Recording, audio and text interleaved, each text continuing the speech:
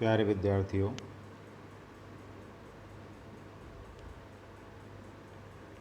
कल के अध्याय में हमने ग्राम पंचायत के बारे में अध्ययन किया था।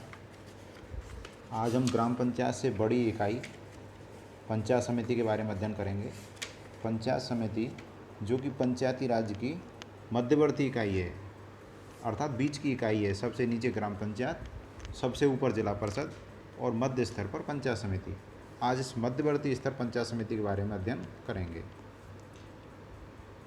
पंचायत समिति भारत की ग्रामीण स्थानीय शासन की पंचायती राज व्यवस्था का मध्य स्तर है। इस निकाय का नाम सर्वत्र एक नहीं है। राजस्थान में इसे पंचायत समिति, उत्तर प्रदेश में क्षेत्र समिति, असम में आंचलिक पंचायत समिति, पश्चिम बंगाल में आंचलिक परिषद, गुजरात में तालुका परिषद, मध्य प्रदेश में जनपद पंचायत, कर्नाटक में तालुका विकास परिषद और तमिलनाडु में पंचायत संघ परिषद कहते हैं। इसके गठन के बारे में अध्ययन करें कि पंचायत समिति जो मध्यवर्ती स्तर है, मध्यवर्ती निकाय है, उसका गठन कैसे होता है। पंचायत समिति में पदेन सदस्य, सहयोगी सदस्य, संयोजित सदस्य सम्मिलित होते हैं। समिति के क्षेत्र की पंचायतों के सरपंच पंचायत समिति के पदेन सदस्य होते हैं, अर्थात जो सरपंच होगा वो पंचायत समिति का पदेन सदस्य होगा। समिति के क्षेत्र से राज्य विधानमंडल और संसद के लिए निर्वाचित सदस्य का भी पंचायत समिति के सदस्य के रूप में माने जाते हैं, किंतु उन्हें मतदान का अधिकार नहीं होता, इसलिए ये सहयोगी सदस्य कहलाते हैं। इसके अतिरिक्त निश्चित संख्या में स्त्रियां तथा परगणित जातियों और परगणित जनजातियों के सदस्यों को संयोजित करने का भी प्रावधान है। परगणित से मतलब जो अनुसूचित हैं, जो अनुसूची में दर्ज हैं। पंचायत समिति के क्षेत्र में कार्य करने वाली सहकारी समितियों तथा ग्रामीण विकास, सार्वजनिक जीवन और प्रशासन का अनुभव रखने वाले व्यक्तियों को भी प्रतिनिधित्व दिया जाता है। अध्यक्ष का चुनाव। पंचायत समिति के अध्यक्ष को राजस्थान में प्रधान कहा जाता है। वह पंचायत समिति के सदस्यों द्वारा चुना जाता है। पंचायत समिति विशिष्ट बहुमत से पारित अविश्वास प्रस्ताव के द्वारा उसे हटा सकती है। पंचायत समिति के सदस्यों द्वारा अध्यक्ष का चुनाव इसलिए किया जाता है कि सदस्यों तथा अध्यक्ष के बीच सामंजस्यपूर्ण संबंध स्थापित हो सके और समिति का काम सरलता से चल सके। अध्यक्ष के कार्य।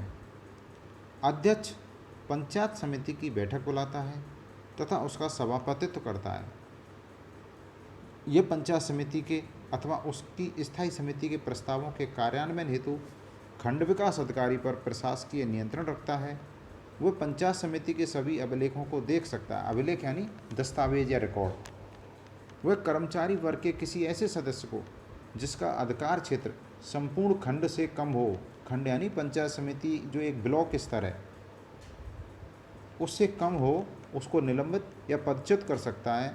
संकट के समय में वह खंड विकास अधिकारी से परामर्श करके ऐसे किसी कार्य के निष्पादन का आदेश दे सकता है जिसके लिए समिति अथवा उसकी स्थायी समिति का अनुमोदन आवश्यक हो, यानी जो समिति के अधिकार क्षेत्र में जो कार्य होते हैं। विधानांग के सदस्य तथा समिति। विधानांग यानी जो विधायी संस्थाएं हैं, संसद और विधानसभाएं।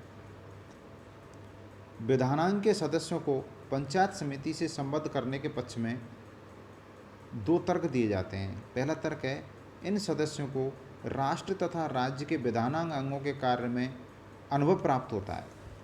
वह इन संस्थाओं के लिए बहुत मूल्यवान सिद्ध होना चाहिए।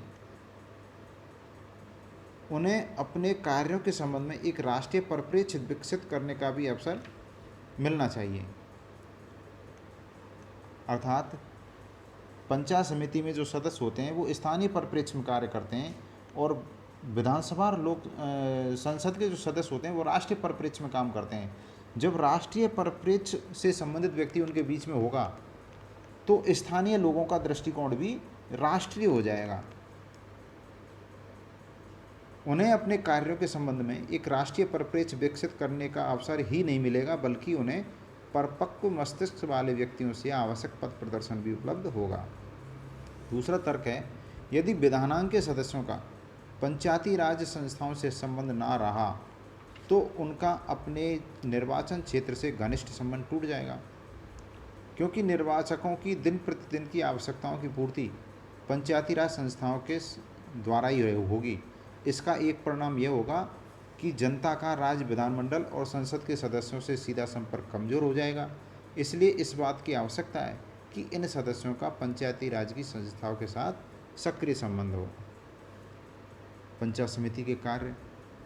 पंचायत समिति ग्रामीण स्थानीय शासन की पंचायती राज व्यवस्था की धुरी है, जिसे सामुदायिक विकास कार्यक्रम को कार्यान्वित करने का उत्तरदायित्व सौंपा गया है। उसके उत्तरदायित्व के दायरे में कृषि, पशुपालन, मत्स्य पालन, स्वास्थ्य, ग्रामीण सफाई, संचार व्यवस्था, सामाजिक शिक्षा, सहकारिता, कुटीर उद्योग आदि सम्मिलित हैं। पंचायत समिति राज्य सरकार के अवकर्ता के रूप में भी कार्य करती है। उसे वे सभी काम करने पड़ते हैं जिन्हें सरकार विशेष रूप से उसके सुपुर्द कर देती है। पंचायत समिति अपने अधिकार क्षेत्र में स्थित पंचायतों के कार्यों का परीक्षण तथा नियंत्रण भी करती है। वह उन्हें आवश्यक तकनीकी तथा वित्तीय सहायता प्रदान करती है। पंचायत समिति द्वारा सामान्यतः दो प्रकार के कार्य किए जाते हैं, जिनमें एक है नागरिक सुविधाएं प्रदान करना और दूसरा है विकास कार्य करना। पहले हम नागरिक सुविधाएं प्रदान करने से संबंधित जो कार्य उनका अध्ययन करेंगे। पंचायत समिति अपने क्षेत्र की सड़कों का निर्माण करती है और उनका रखरखाव करती है। ग्राम पंचायत के क्षेत्र को छोड़कर पीने के पानी की व्यवस्था करना, नालियों तथा सोख्तों का निर्माण करना। सोख्ता यानी जैसे कहीं पानी भरा हुआ है, ज़मीन में अंदर पानी नहीं जा रहा है, तो भूजल का जो स्तर है उसको लेवल बढ़ाने के लिए, उसका स्तर बढ़ाने के लिए जगह जगह सोख्ते बना दिए जाते हैं, जिनसे पानी ज़मीन में आसानी से चला जाता है। प्राथमिक स्वास्थ्य केंद्रों, प्रसूति केंद्रों की स्थापना करना, चिकित्सकीय तथा स्वास्थ्य केंद्रों की व्यवस्था करना, प्राथमिक तथा बुनियादी पाठशालाओं की व्यवस्था करना, प्रौढ़ शिक्षा केंद्रों तथा वयस्क साक्षरता केंद्रों की व्यवस्था करना, पुस्तकालय की स्थापना, युवक संघ, महिला मंडल और किसान गोष्ठियों की स्थापना, शारीरिक तथा सांस्कृतिक कार्यक्रम को प्रोत्साहन देना। ये जो कार्य दिए गए हैं इस पृष्ठ पर या इस स्लाइड में, ये कार्य वो हैं जो इन कार्यों के संपादित होने से नागरिकों का जीवन सुविधामय बनता है, नागरिकों को सुविधाएं मिलती हैं, उनका जीवन सरल होता है, उनके जीवन की कठिनाइयाँ कम हो जाती हैं। दूसरे प्रकार के जो कार्य हैं वो विकास कार्य हैं।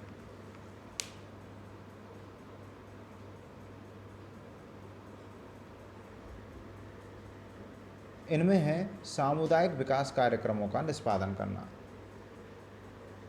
जो 1952 में भारत सरकार ने सामुदायिक विकास कार्यक्रम शुरू किया था, उसके तहत ग्रामीण क्षेत्र के लगभग सभी पहलुओं को छुआ गया था।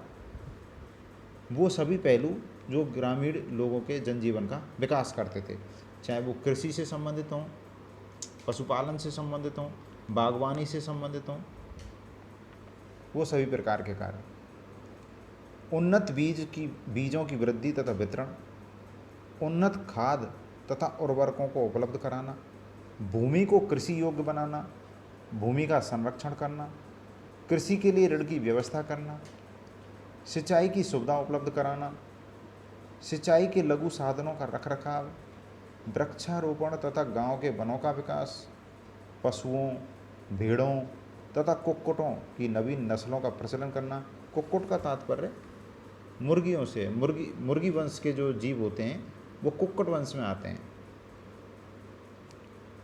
उन्नत किस्म के चारे का प्रचलन करना, सहकारी समिति की स्थापना तथा विकास, कुटीर ग्रामीण तथा लघु उद्योगों का विकास, उत्पादन तथा प्रशिक्षण केंद्र की स्थापना एवं रखरखाव, पशुओं के रोगों की रोकथाम तथा उपचार, डेयरी उद्योग तथा दूध की व्यवस्था।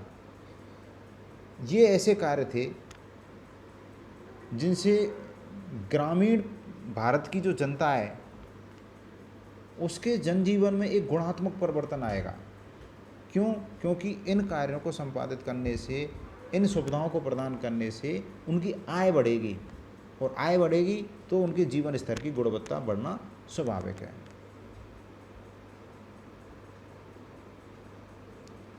समितियाँ अर्थात जो पंचायत समिति एक निकाय है, उसके सदस्य विभिन्न समितियों में बंटकर पंचायत समिति के कार्यों को संपादित करते हैं। पंचायत समिति अनेक समितियों की नियुक्ति करती है जो उसे उसके कार्य में सहायता देती हैं। इन समितियों का प्रावधान संविधान में ही होता है और वे प्राय स्थायी प्रकार की होती हैं। यहाँ 5 प्रकार की समितियों के नाम दिए गए हैं। वित्त तथा करारोपण समिति, कृषि उत्पादन, पशुपालन तथा लघु सिंचाई समिति, शिक्षा तथा समाज कल्याण समिति, लोक स्वास्थ्य तथा सफाई समिति, संचार साधन तथा निर्माण समिति। स्थायी समितियों के सदस्य पंचायत समिति के सदस्यों द्वारा चुने जाते हैं, अर्थात पंचायत समिति के सदस्यों में से ही चुने जाते हैं। पंचायत समिति का अध्यक्ष अर्थात प्रधान वित्त तथा करारोपण की स्थायी समिति का पदेन सदस्य अथवा अध्यक्ष होता है। यह सबसे महत्वपूर्ण स्थायी समिति होती है। खंड विकास अधिकारी स्थायी समितियों का सदस्य सचिव होता है। क्योंकि स्थायी समिति की रचना पंचायत समिति के द्वारा ही की जाती है, इसलिए वह उन्हीं शक्तियों का प्रयोग करती है तथा उन्हीं कामों को पूरा करती है जिन्हें पंचायत समिति उसके सुपुर्द कर देती है। पंचायत समितियों के राजस्व के स्रोत या साधन, अर्थात आय के क्या क्या स्रोत हैं पंचायत समितियों के। पंचायत समिति द्वारा आरोपित कर, अर्थात पंचायत समिति अपने क्षेत्र में जो कर लगा सकती है, स्थानीय हाट पे, बाजार पे, वाहनों पे, भूमि भवनों पर, वाहन और भवनों पर, इस प्रकार से जो कर लगा सकती है पंचायत समिति, उन करों से प्राप्त आय, सड़कों से आय, जिला परिषद से प्राप्त भू राजस्व का भाग, राज्य सरकार से प्राप्त अनुदान, राज्य सरकार से प्राप्त ऋण, स्थानीय घाटों, अर्थात स्थानीय क्षेत्र में जैसे कोई नदी है या कोई तालाब है, वहाँ घाट बने हुए हैं, स्थानीय घाटों, मेलों और हाटों, जो साप्ताहिक बाजार लगता है उसको हाट बोलते हैं, उनसे होने वाली आय, दान एवं चंदे, सरकार पंचायत समिति को जो परियोजनाएं कार्यान्वित करने के लिए देती है उनकी धनराशि। इस प्रकार ये पंचायत समिति का आय के स्रोत होते हैं। आज के क्लास में इतना ही, बाकी का कल अध्ययन करेंगे। धन्यवाद।